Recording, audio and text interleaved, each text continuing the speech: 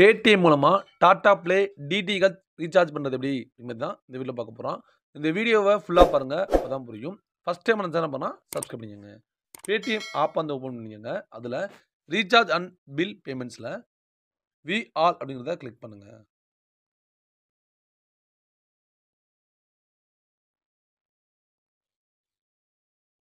ஃபஸ்ட்டாக நீங்கள் bills and ரீசார்ஜில் உங்களோட ஹிஸ்ட்ரி வந்து டிஸ்பிளே ஆகும்.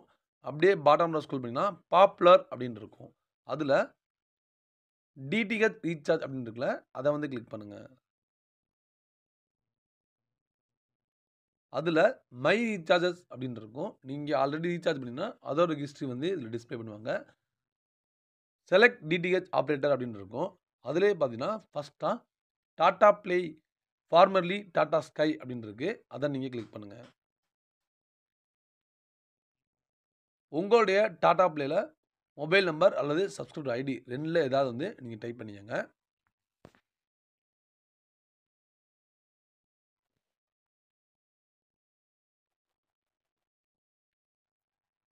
ப்ரொசீடுங்கிறத கிளிக் பண்ணுங்கள். கிளிக் பண்ணோடனே டாடா ப்ளேக்கு வந்து நீங்கள் எவ்வளோ ரீசார்ஜ் பண்ணுங்களோ அது வந்து நீங்கள் டைப் பண்ணிக்கங்க. டைப் பண்ணிட்டு கீழே பே யூஸிங் வந்து உங்களுடைய பேங்க் அக்கௌண்ட்டை நீங்கள் செலக்ட் பண்ணிட்டு ப்ரொசீட் டு பேங்கிறத கிளிக் பண்ணி உங்களோட யூபிஐ ஐடியை வந்து டைப் பண்ணி அமௌண்ட்டை பே பண்ணிடுங்க. பே பண்ணி முடிச்சோடனே டாடா ப்ளேக்கு வந்து பேடிஎம் மூலமாக ரீசார்ஜ் ஆகிரும். அதுக்கப்புறம் நீங்கள் யூஸ் பண்ணிக்கோங்க. இந்த வீடியோ உங்களுக்கு பிடிச்சிருந்துச்சுன்னா ஒரு லைக் பண்ணுங்கள், ஷேர் பண்ணுங்கள், கமெண்ட் பண்ணுங்கள். தேங்க்யூ ஃபார் வாட்சிங்.